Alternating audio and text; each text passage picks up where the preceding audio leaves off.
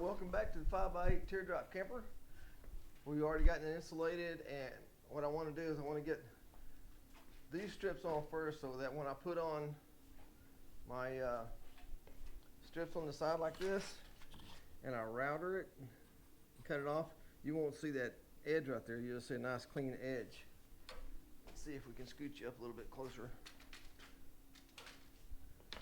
Yeah, take the router and just cut it off right along there instead of putting the side on first, and pretty much you have that dark edge hanging over.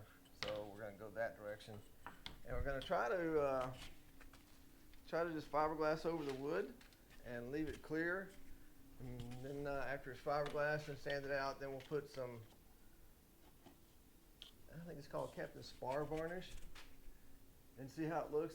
If it looks all right, then I'll stick with it. If not, then I can always paint over it.